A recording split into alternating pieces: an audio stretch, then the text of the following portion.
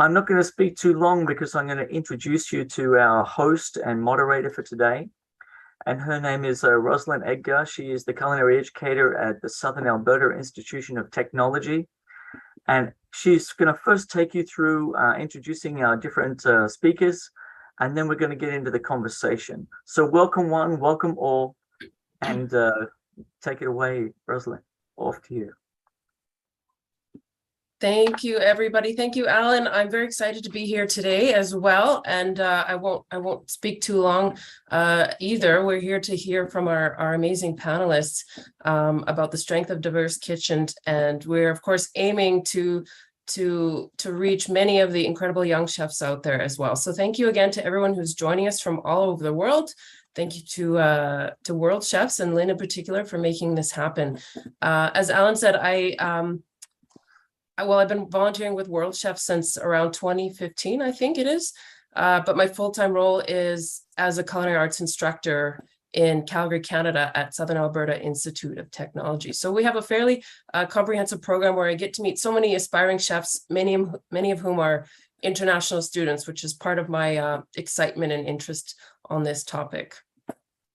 So we have a wonderful panel here today. I would like to introduce, we have Chef Haikal Johari. He's a chef of a Michelin-starred Alma in Singapore.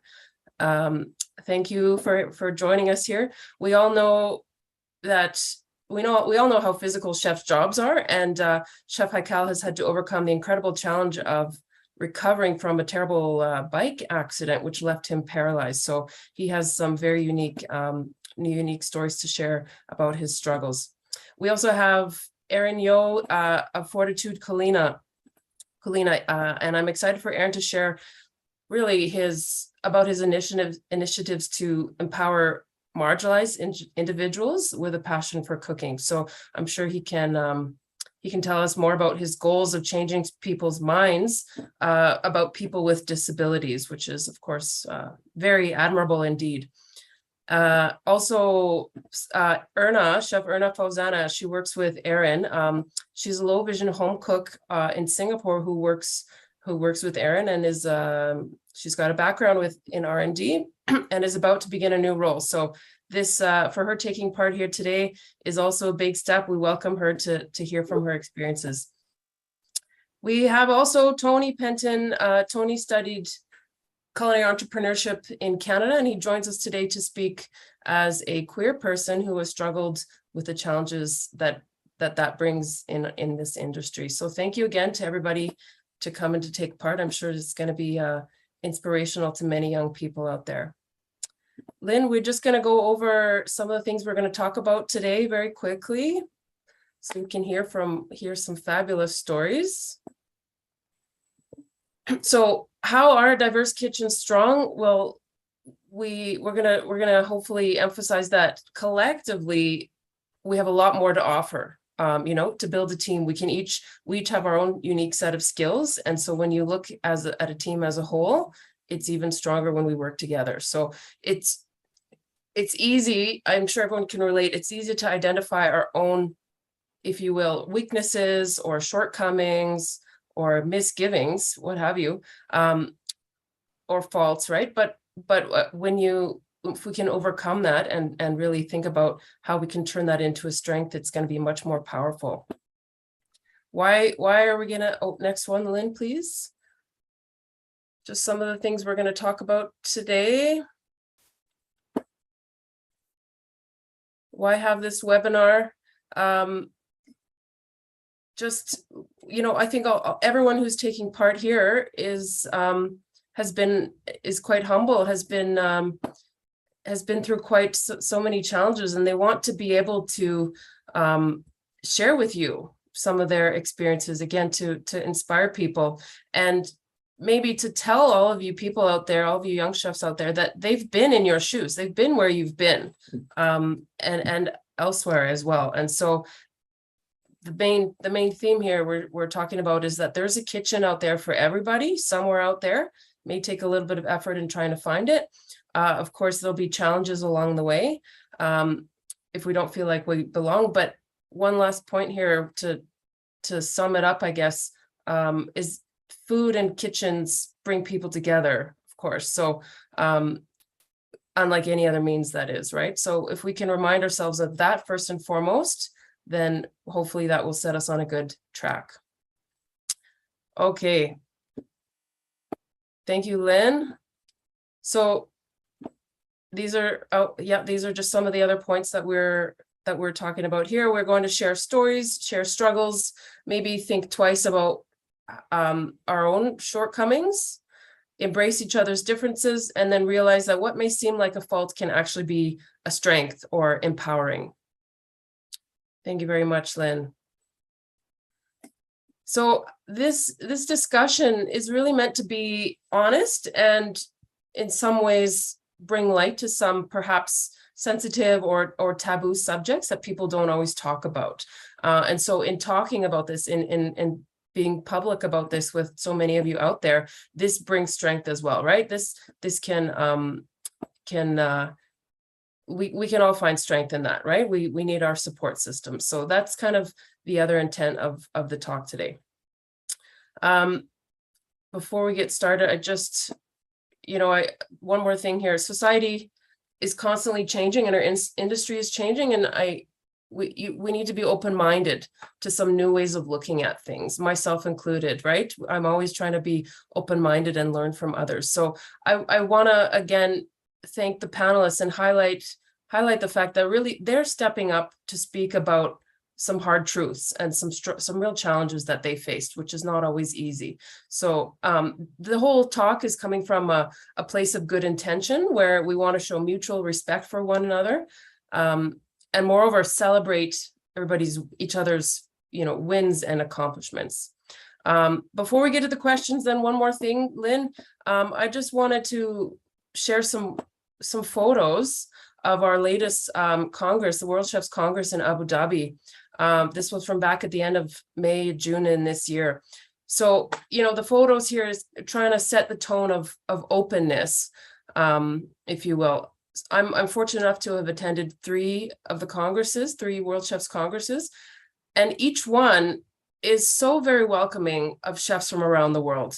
We all respect the white coat, and it doesn't matter what your background is, your gender, your heritage, or what have you, whatever your abilities are. We gather to learn from each other and to share stories as well. So to honor the profession of cooking. So if you're wearing a chef jacket, you're instantly connected to everyone. So that's what I wanted to just quickly put those photos up on the screen to set that tone of, us united as chefs. So thank you very much, Lynn.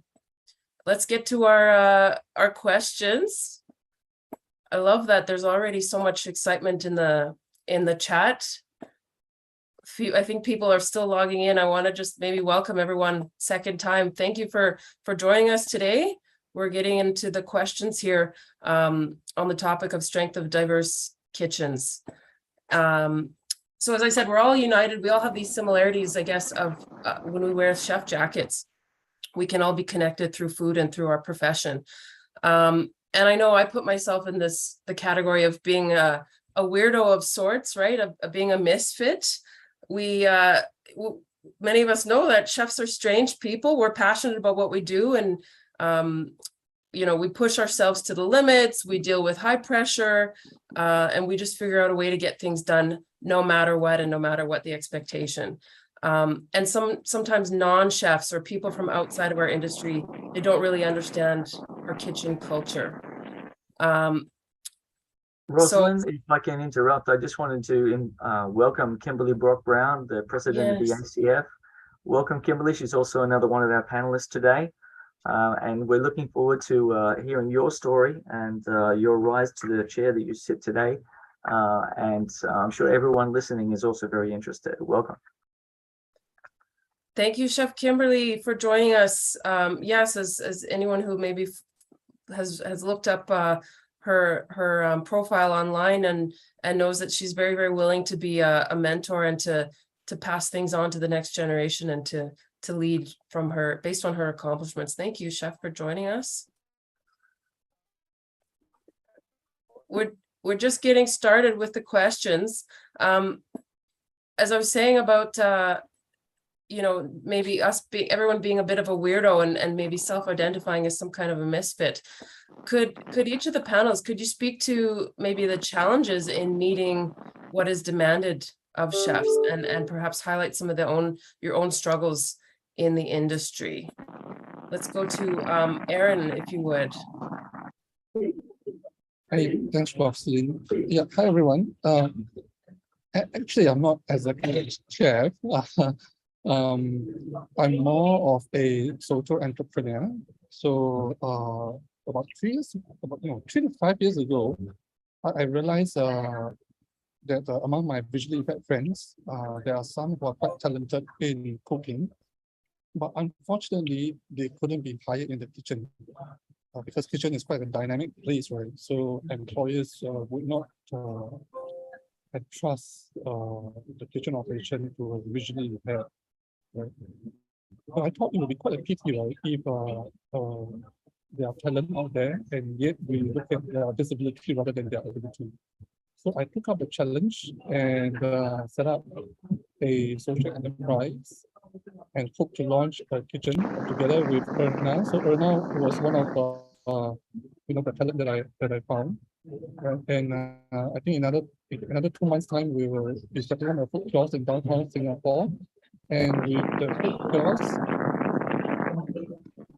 food kiosk, I hope to change people's perspective about a person with disability. That no matter what kind of disability they have, right, they do have aspirations and strength just like any one of us. So if you can just work on the strength, I think every one of us is able to excel even in the culinary industry. Well, I like how you said that you take on no matter the challenge, and you're linking right away here to Erna. So Erna, you work with Erin, and maybe you can just follow up about those challenges. I'm sure he kind of laid the groundwork. Would you agree? Yeah, I totally agree. So like my background is I'm just a home cook, and it started off as a hobby and passion.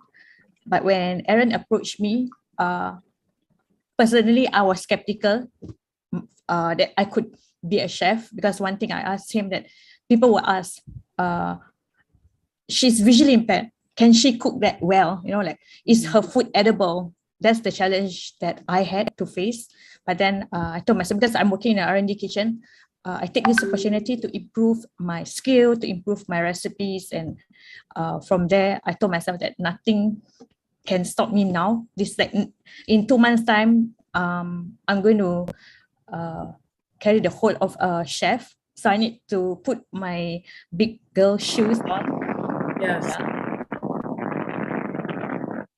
So most importantly, I always tell, like even I told Erin and even I told everyone, I want people to see me as a chef first and as a person with visually impaired second. Excellent. Okay. Yes.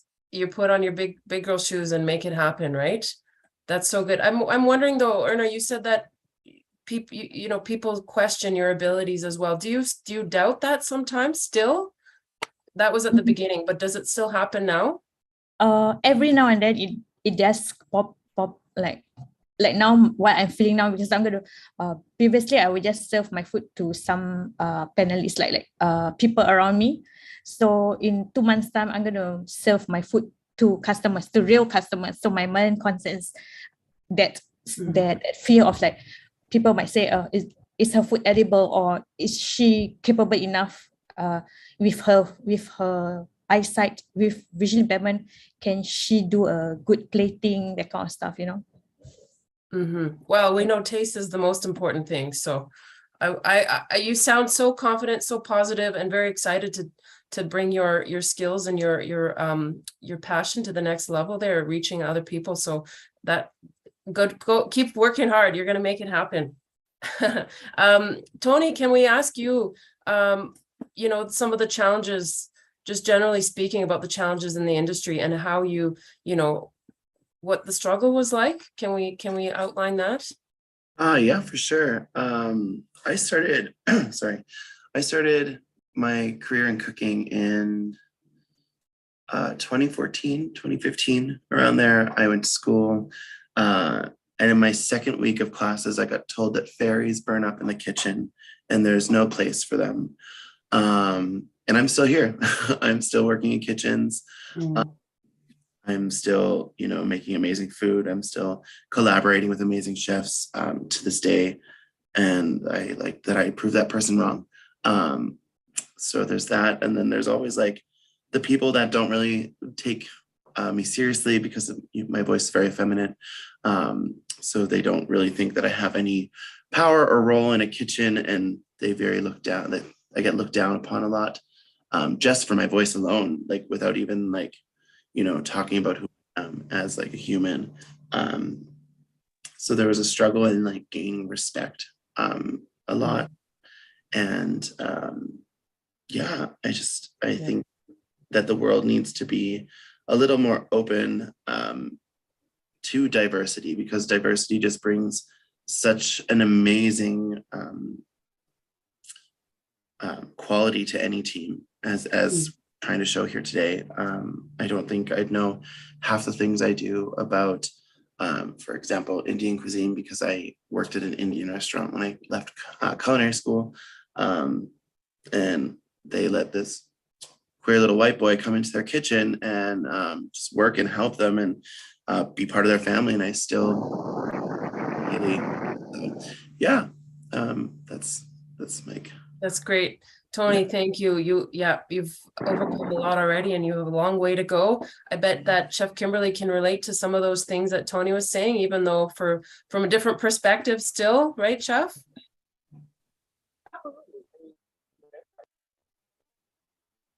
Kimberly?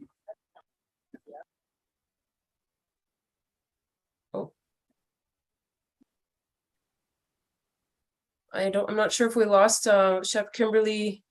Maybe she can you hear us? Sorry, Kimberly, it's the connection is actually quite bad and we're not able to hear you or see your audio moving very well. Perhaps you might wish to log in a different way. Maybe you can rejoin us. Maybe I'll ask Chef Haikal, just generally speaking about sorry, everybody. Thank you for your patience. Chef Haikal, could you just comment a bit about some of the struggles, how, if you could outline some of those things first. All right. So hi, everyone. Thank you for inviting me. Right. So just a little background about myself. I've been cooking since I was 19 years old. Now I'm going to be 45, 46 this year. Right. So, it's been a journey for me. 6 years ago, I was involved in a very bad motorbike accident. And I was told that I'm going to be on the bed for the rest of my life. Right. And for me, being a chef, like you said earlier, we're going through all the struggles. We are up on our feet whole day. We grind 12, 14, 16 hours. And me being in the fine dining scene, right? It's really tough. And then one day you just wake up and then you can't move your hands, you can't lift your fingers, and really, I was just there. I was just there, and my mind was really blank, right? So I think, like you say earlier, the love of cooking, being a chef, that don't give up attitude has always been there since we were young, because of the environment. The environment is very very competitive. So that's the thing that made me keep on thinking about going back to the kitchen and getting back to my actual self. But at this time, I think things are a bit different, right? Because I have a very serious injury. Still after 6 years now, my right hands, my fingers on the right side of my body is still not functioning like maybe close to 60%. So it's still very difficult, but I'm very lucky that I have a very, very strong and good team who are loyal to me. I have my chef in for the past 20 years, since we were 20 years old. So he's there ever since day one, and he's been helping me to this date. We are running Alma now. We've been maintaining our staff for the past 6 years. Yeah, so it's been very difficult for me for not really cooking. So now it's more like, each time when we want to change the menu or things like that, we have to do it one-to-one session. We have to stay after service, probably 10, 11 p.m. to 2 in the morning to do a dish, so I have to find another way of working like how I used to work, but it's really tough. But I think that don't give up attitude actually played a big part. Yeah. Wow. Yeah, absolutely. The don't give up attitude. I think you mentioned your colleague there, your support system. I know you've spoken about before, that must help you keep you going. And then of course, like you said, the competition feeling of the industry and of the kitchen, that what made you want to get back. I think that's tremendous. Does everyone, so you're each coming here, I should say. I am again so grateful that you could all join us, and admittedly, our group, we wanted to ask you all to take part in this session today, and you've likely been asked this before about overcoming adversity, because the inspirational level that you bring to the table.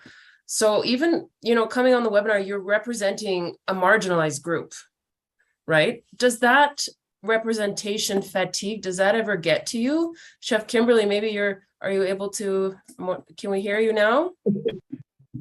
Can you hear me now? Yes. Yes? Okay, Yes. great. So yeah, as people become more and more aware and more in tune with DEI, diversity, equity, and inclusion, and what that looks like for them in their work environment, we're all coming with different perspectives. But that's the beauty of the diversity, that you don't know everything. And so when you have a diverse set of people that you are around, you learn more. You get to see other points of view and how they would see things and do things, or fix things, or prepare things, or play things, because from where they're coming and their lived experiences is different from mine, right? And so I personally, as a manager, as a chef, I want to talk to my people, my team, and find out what their ideas are. If we got to do a new menu or a new item, or this is the food we have to use, what would you do with it? And I want to hear the discussion, because they don't see what I see, and vice versa, right? So I want to hear what they got. And then from that collective, make the best decision for that moment and go forward. But you would never get that if it's just one person all the time, blah, blah, blah, blah, right? Or you just have the same people who think like you, or who are emulating you doing the same thing. So diversity comes in all shapes and sizes. Diversity is, like I said, I wore my t-shirt today instead of my chef jacket. So because I like it, diversity comes in many colors. Chefs comes in many colors. And so with that idea of diversity, you get, I think, a better, diverse effort, result from your menu, from your food, and just from your whole lived shared experiences in that kitchen. Right, good. And you as somebody who's been through the struggles that you have, to be open-minded, to think about asking somebody else's perspective and to be aware of those things. But other people don't. Some people who maybe haven't had the adversity or the challenges that some of you panelists have can be closed-minded, and they don't think to put themselves in your shoes. So I think that's kind of interesting. This representation fatigue, though, is it too much? Haikal? Are you ever tired of the requests, of the questions? No, I think it's never get tired also to inspire the young people, although with my disability, to tell them that like we discussed before, we've been through what you guys have been through, are going through now, and to me right now, it's even more an like an uphill task for me to show people, to show my younger chefs and how to do things. So I just keep on have to explaining to them. Yeah. So you cannot get tired because I just love this cooking career so much that you just have to keep on going on. Yeah. Wow, that's amazing. We can all take that advice, I'm pretty sure. So, when I was a young chef, when I was an apprentice, I kept thinking about, well, what is my style? What am I going to do, and how can I be different from my friends? And not only that, I tried to set myself apart from other people. It's like when you open a restaurant, you want to stand out. How will your menu and your restaurant stand out in a good way, right? Why would you want to copy and be the same as everybody else? So, chefs and restaurateurs, they work tirelessly to clearly identify who they are, what they're about, and those types of things. So maybe speaking about individuals now, not from a business, but you individually, why is it sometimes hard to be so different? And I should point out, I know that in some cultures, some cultural groups, it's not praised to stand out, right? You do want to blend in, so to speak, but just from my experience, and maybe some of you panelists, it's good to stand out. But why is that so difficult? What do you think? Maybe Erna and Aaron, why do you think it's so hard to be different? Yeah, maybe I go first. I think sure enough, the education system always kind of teach to us that we need to be unique. Even in business proposal, it always asks us what is our unique selling point.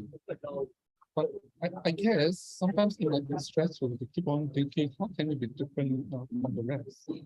But maybe life could be easier and simpler just by being ourselves. Right? What is our role here? I think in simple sense, it is to bring happiness to people, either through food or through our conversation. Yeah, I think sometimes simplicity is the key to this happiness. I don't need to be so complicated to keep on thinking how can we be different. Yeah, so just be yourself. Yeah, this is what I think. Yeah. Yes. Okay. Maybe Erna can relate. Alan, did you have something to say about this? I think from my perspective, as an openly gay man, when I was younger, it was extremely difficult. And like Tony, you have a choice. Well, at least I had a choice because I could hide. And I showed myself through my food, and I expressed myself through my food, because you couldn't express yourself in those days in kitchens. And I'm sure it's still somewhat the same in certain places today. I should point out that I grew up in kitchens in the mid '80s, and it was a very challenging time in my country, and AIDS was new and scary, and so homosexuality was something that was very much oppressed and was challenging. Today, many years later, obviously, I'm married, and my husband and I have 2 children, and life is great, but it was a long struggle. It was a long way to get here, and at some point, I just decided that I didn't care what other people thought, and I just became comfortable enough in my own skin to be able to step out and say, "Well, hey, yeah, I'm not married yet because I'm a gay man, and I'm not allowed to do that yet." And so that was very empowering, actually, just to do that. So I really think that people who empower themselves are very, very brave. You have to find your safe space, and sometimes that's not at work. So you need some outlet somewhere else if you live in a minority group quite often. But to answer your question about why people find it difficult, it's because sometimes it's scary. Sometimes it's frightening to understand difference. And because you question yourself, and I think that many of us are not very good at that. So I think that's part of my perspective, is that I would encourage more people out there to question themselves, question their relationships with others, and do they have a diverse group of people around them? Are they encouraging themselves to learn from the differences of people rather than being frightened of it? Wow, yeah, absolutely. Alan, thank you so much. you said you took some time for you to be comfortable in your own skin and to find your safe space and express yourself differently through food. I know that I've heard Chef Haikal say that elsewhere. And let's go to this idea of a safe space and this sense of belonging. Chef Kimberly, when or how and when did this, maybe the sense of belonging and acceptance in the kitchen, when did that come to you, or has it yet? It kind of, I think, came to me in spurts, as I progressed through my apprenticeship when I was in school, and finding those chefs, those sous chefs, who would actually take the time to teach, like do their job so that I could then get the education, the hands-on training that we were supposed to be getting as apprentices. And even to back in that day when asked the question, what my plans were when I graduated 6 months, because the chef didn't know and engage how much effort and energy he was going to pour into me, because it was going to be a waste of his time. I just wanted to graduate and go home, get married, have babies. Or was I actually going to be a true professional and stick and stay basically and learn how to do whatever that he was wanting to teach, that he was supposed to be teaching, right? And so you get that. I got that. It's been a long time, and even to a point now, you can get snubbed and excluded from different things. You got to have really a strong support system. And if it's not your family, the bloodline, sister, mom, brother, whatever, then who's the tribe, who's the village that's there for you, that you can call up, go knock on their door, go hang out with them, and just to de-stress and desensitize from all the craziness sometimes we go through in the kitchen. It's self-support. The support thing has got to be there, whatever form it takes for you, to be able to talk about the issues, able to network and find out some good stuff that you can utilize in your own kitchen environment, or just tuck away for later when you want to. But that support really truly is to be there. So I find that's been the best way for me. I've got a great family, being the 2 kids, siblings. My mother was supportive, and also I got a great tribe, a great village around me of people who believe in what I do and who want to see the best for me. And I think that's important. Wow. Yeah, that's one of the reasons why we're hosting this today, is to try to build the support structures and empower each of us to stand up and stand strong, right? Stand up against all that oppression. And I know, Chef Kimberly, if something like that was, as soon as people say, oh, you can't do it, or in one way or another, they say, no, you don't bother, don't waste your time. It just, that you want to turn that around and say, hey, I'm going to show you exactly what I can do. Right, Tony? Turn it, own it and turn it around. In my experience, I find the challenge in being that person that is trying to create the change, as people don't want to change, right? So you have to go and create your own space, and I have experience in doing that. During my time away from state, I opened a queer kitchen. So it was inside of a local gay bar here in Calgary. I got to start the menu. I walked in, and the kitchen actually used to be a drag room. So we had to go in, we had to clean it. It was about 2 weeks of just full cleaning. The amount of $5 bills I found as tips underneath all the bars and stuff like that, underneath all the burners and everything, was unreal. Made some extra money that way. Yeah,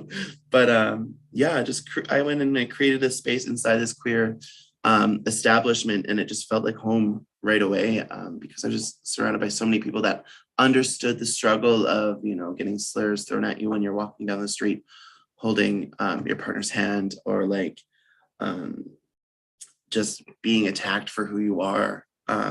So all there, we were all in this communal space. We were making beautiful food, and we were putting it together with beautiful shows, and we were just a big screw off to those people that are trying to bring you down, and those people just are afraid. I find they're afraid to be who they are, so they do want to bring other people down with them, to be in the same level of feelings and emotions as them. But the thing you can do is just keep being yourself and keep trying to create that change, because maybe that person that's bringing you down will realize that it's okay to be themselves eventually, and then they come up to you instead of you going down to them. Yeah. Wow. See, who wouldn't want to work in a kitchen where you can just have this warm, welcoming feeling and no judgment and that type of a sentiment, right? I think we all want that sense of belonging, right? And in some ways it's kind of contradictory to many things that are formally taught. I mean, like I teach culinary arts and we instruct about uniformity. You have to dress the same, you have to look the same sizing, cutting, plating needs to be identical, right? So there's that whole side of our profession where we aim to make everything identical and not digress from whatever it is that we're doing, but then finding other ways, as Tony's saying, or as Chef Kimberly was saying, to be different, to set yourself apart and to make your own safe space. I think it's a weird little contradiction, I guess, to what we do and what we see every day. Or maybe before we go on, is there any comments on that? Falling in line or, breaking up that uniformity? Yeah, I don't think I've ever fallen in line as like a strict regiment kind of person. I'm not that person. I'm very go with the flow and collaborative. And I think if you are just putting your head down and you're trying to just get through it, you're missing out on the beautiful world that is the kitchen, the sounds, the smells, the teamwork, the other people, like the cultures around you. So yeah, I think it's never conform. Never conform, that's right. And so Well, I agree with that. But there's also been, for those who at times I know as a pastry chef, or even young in my career as a pastry chef, that I felt like there were like 3 strikes because I was a woman, a person of color, and much to my executive chef's chagrin, I chose to go into pastry instead of going to the savory side of the kitchen. And so sometimes I just felt like all the needs that I wanted were not addressed. So yeah, there was no going against the grain. You fell in line somewhere until you found a voice and found your footing. Then you were able to step out. But at the beginning, it's really hard as somebody who's fledgling or struggling or learning at that stage to find that voice and to be comfortable to say, hey, this isn't right, or hey, we could do it like this. It really is hard. So that's why I always felt like I can encourage that voice, that person who maybe not be the most vocal, but surely there's some ideas and some skills there. So then, Chef Kimberly, I mean, maybe in terms of building your own teams and training and mentoring, which all of us do. I mean, again, it's the reason why you're all speaking out today. Do you all look to people that maybe remind you of yourselves, or you see that, a young person out there or a budding apprentice or something, they have maybe something in common, or they were the same shyness or same little faults that maybe you had when you were first learning. Do you guys do that? I think for somebody who wants to learn, that for me is the first part. Somebody who wants better, who wants more. I want that hunger to be there. The rest of it for me will fall where it falls. Okay, yeah, I would agree with that. I think that you do look for people like yourself, but finding people who want to learn and be adaptable and happy to be there. People with diverse needs, such as sight and hearing. For example, I have 24 deaf people on my brigade of 600, but and we are looking for spaces and buddies and mentors to work with them and to support them, and we have a system in place to do that. And I think that the industry needs to be more embracing of people, not just of color or queerness, but also of differently abled abilities. And I think we fall short.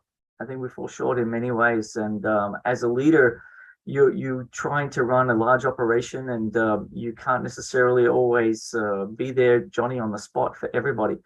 But I think you have to train your leaders to be looking for that, and for them to be cognizant and empathize with the situations that people have. Wow, amazing. See, I would be on your team too, Alan. I am on your team actually, aren't I? Yeah. So thank you, Alan. What maybe we'll go to someone else in the panel in terms of teaching and mentoring. Is that do you look to people that remind you of yourselves? Haikal, do you see, or Aaron, go ahead. Oh, sorry. Yeah, Roslyn, I thought I wanted to share about, having a mentor. Actually, in my perspective, I feel that having a mentor in life is very important. More so for people with disability. So when myself and Erna and another, so basically I have two dual vision chefs in my team, Erna and Alex. When we first formed the team, I was thinking, how can I inspire both of them to believe that they can excel in their strength and they can actually be the better part of themselves. The challenge is that I'm not someone with disability and I'm not a chef, I can't cook. So how can I be a mentor to them, or where do I find a mentor for them? So interestingly, somehow the television answered my call and I saw Chef Haikal on the national television. Right? And when I saw Chef Haikal on the national television winning an award, and I just tell myself, oh man, he's the answer to my question. I need to approach him. He is someone that is so amazing in the sense that he overcome his adversity and he's able to achieve and attain his Michelin star for his fine dining restaurant. So I wrote to him, and without much so-called without much or rather he replied, and it was really a surprise for me that he is willing to mentor Erna and Alex and willing to share his expertise with us. Yeah. Wow. So Haikal, how do you feel about that fact that people, they see you, they hear your stories and they think, wow, what an amazing person.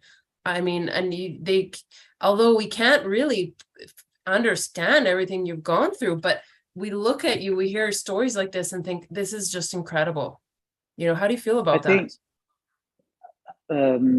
I think for me, if anyone, even with or without special abilities, who comes to me and who wants to a piece of advice, I will just come forward.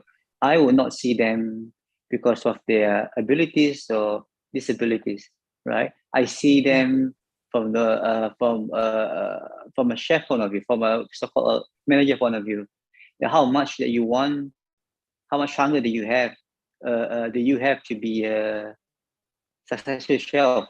Because that's how I was when I was younger. I was really passionate about the career.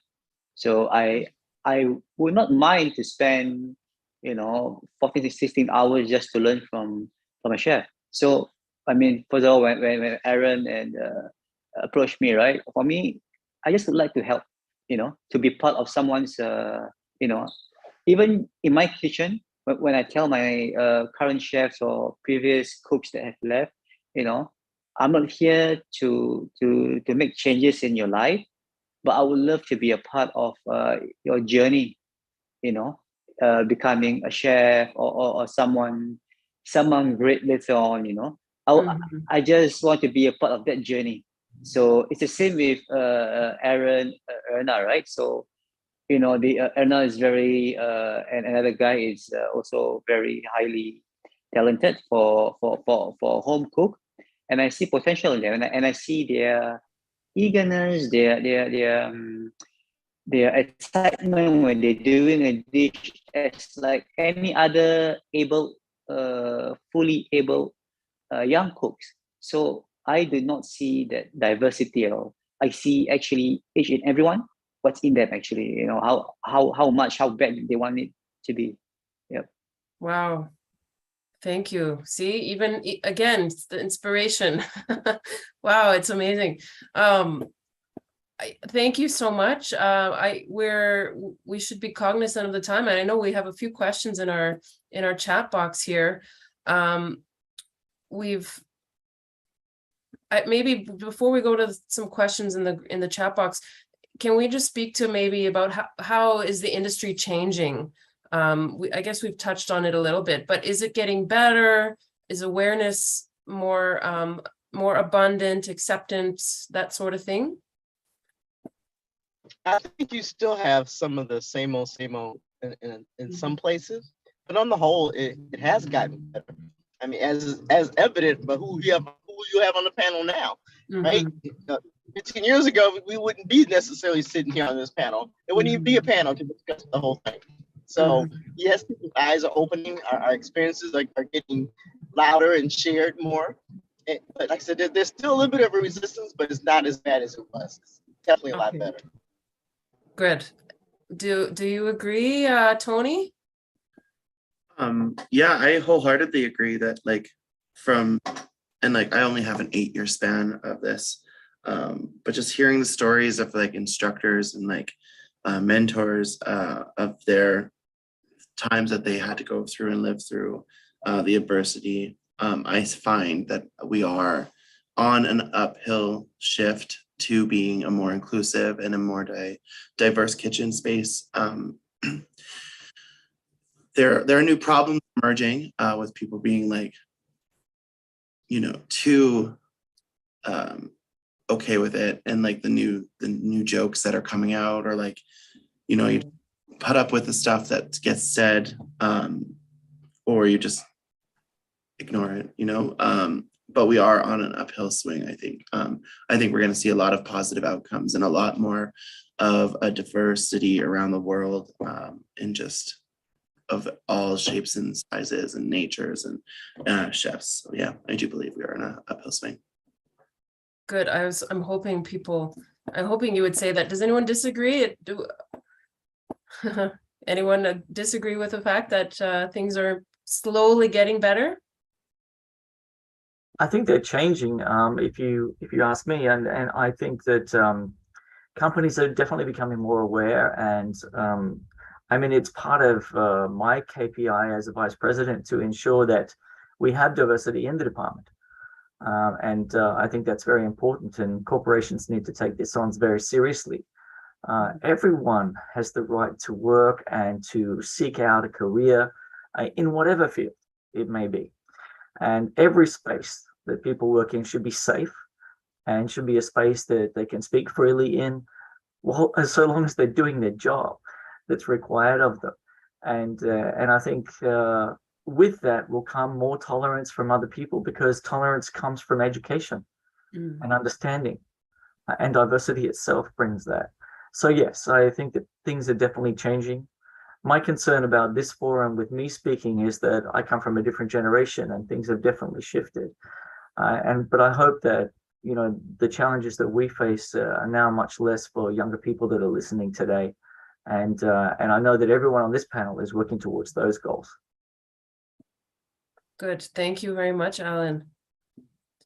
Well, so let's turn to a few questions from the audience members, from the viewers out there. There's some comments about different ethnicities in the kitchen, and those challenges. Let's, to the panelists, what do you think about that? The ethnic diversity. I know I have a definite opinion about this, but what do we think about this, Kimberly? Embrace it. I love it. It gives me a whole point of view that I don't have when it comes to food, flavors, spices, plating. So I think more diversity just makes a better menu. Period. Agreed. Yes, I'm wondering if this is a bit of a concern for some of our viewers out there. Is again, because this could be seen as a shortcoming, and we know people can be judged on the skin color, for example, the ethnic background. But maybe if I could add that, again, if you were to be yourselves, own whatever it is that you do, your background, and let that shine, let that speak for itself, and let that identify you. Don't hide from it, because you can't anyway. You don't want to, right? Who wants to comment on that? Absolutely, you can't hide from that. You are who you are. Yeah. Or as a friend would say, I is who I is. And you just run with it. How can you back away from who you are? People see you. And Yeah, I want to be seen. I don't want to be silent.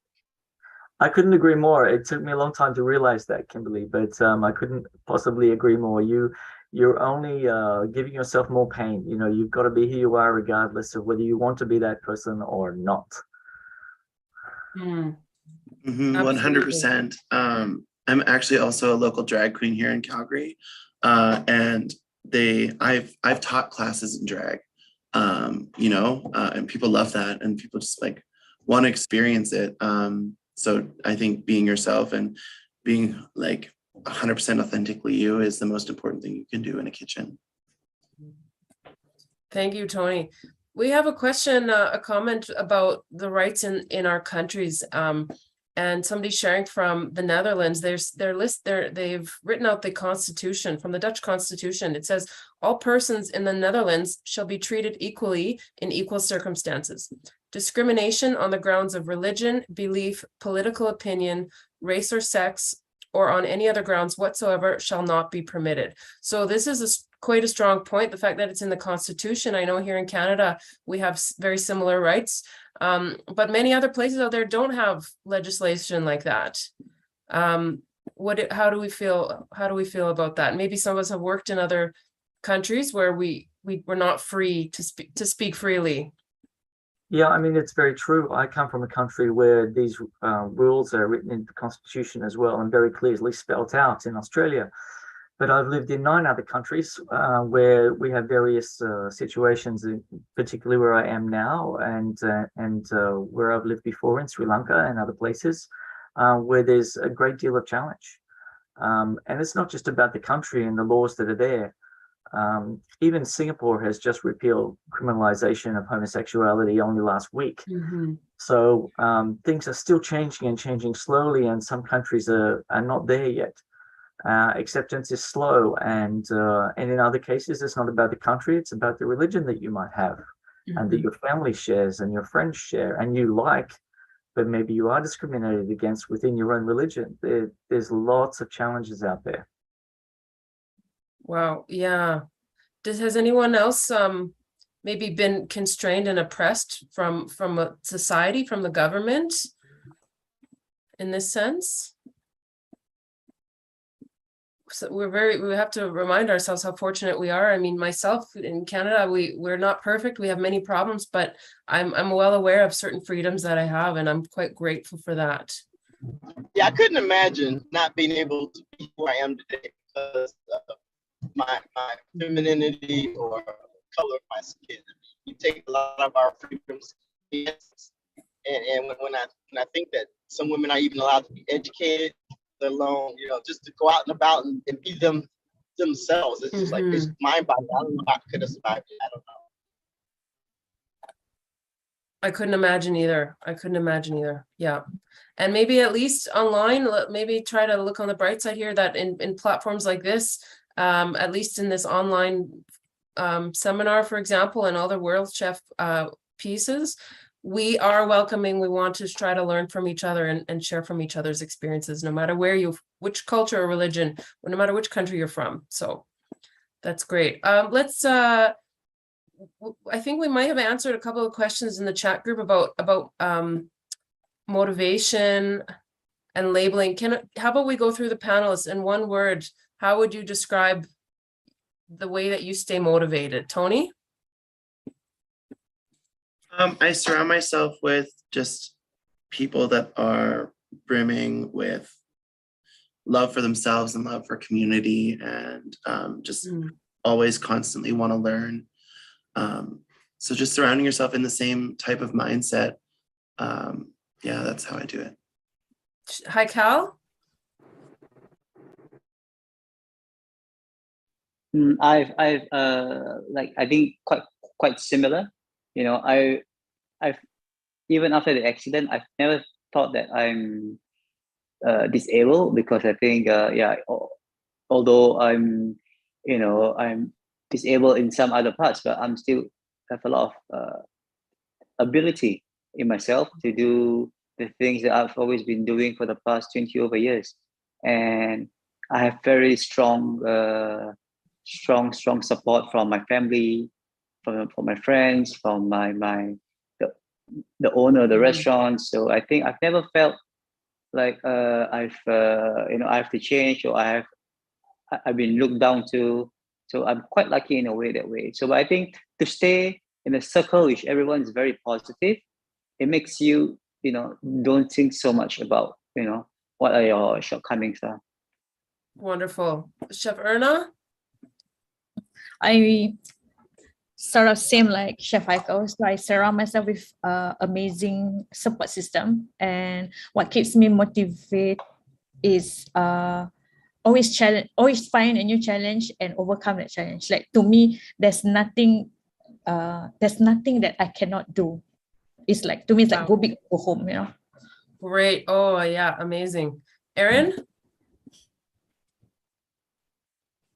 I always have this mindset. That one door closes, another door opens. Right. So if today this door closes on me, I just need to keep on looking for more opportunities, keep on meeting new people. And I think it's also important that we don't just celebrate success, we also should celebrate failures. Right. So probably spend lesser to celebrate failures and spend more to celebrate success. Right?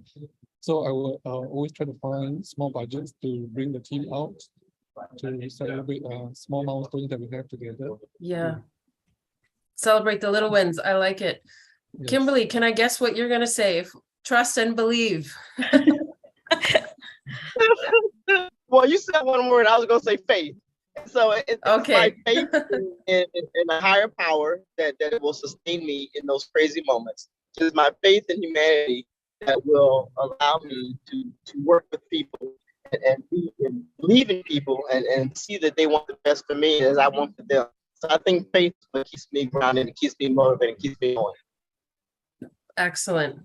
So then on this, let's have one final question here to everybody. How do you find constant courage to stand out and embrace your uniqueness? It's kind of along those lines, but anything else to add on that?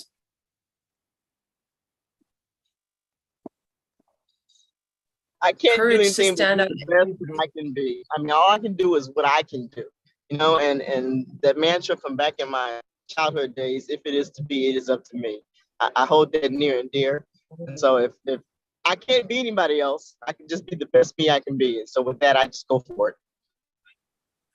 Amazing. Wow. I also constant courage is also just embracing the fear as well. Embracing how afraid you are to do something day in and day out, to be who you are. Because that is acknowledging that the fear is there is the first step of becoming courageous and living your life, and I think that's how you have to start every day is, this might happen, but I'm going to do this, that's a big thing for me. Amazing advice. Yeah. Wow. And again, another perspective, another way of looking at things, right? So Haikal, your uniqueness, how do you embrace it? Well, I cannot change. I wish I could turn back at the time, and I would not go to that motorbike ride on the actual day, right? I wish I could change, but it's done, and it's a life-changing one. But there's no, I think it's a waste of time to say, what you should or should not do in the past. So the present is currently happening now. So you just have to look forward, look forward and find your support among all your family and friends, right? And just keep on moving forward and have the same mentality that you have before before all this, disabled thing happens to you. So the same mentality, that same stubbornness, I guess it will, push you even further. Stubbornness, yes. I think a lot of chefs are quite stubborn, right? Thank you, Chef Haikal. I'd like to thank our panelists once more, and to the hosts of World Chefs for making this happen, bringing us all together. We're saying a lot of similar things out there, which I think gives confidence and empowerment to everybody out there. We should keep learning from each other. We should embrace whatever it is that makes us different or strange, and turn that into a strength. Be supportive of one another constantly. And I suppose remember that no matter our differences, cooking unites us all, whether or not you're a chef even, right? Thank you everybody for joining us. Have a wonderful day, and stay tuned for other World Chefs activities and webinars and whatnot. Thank you so much, everyone.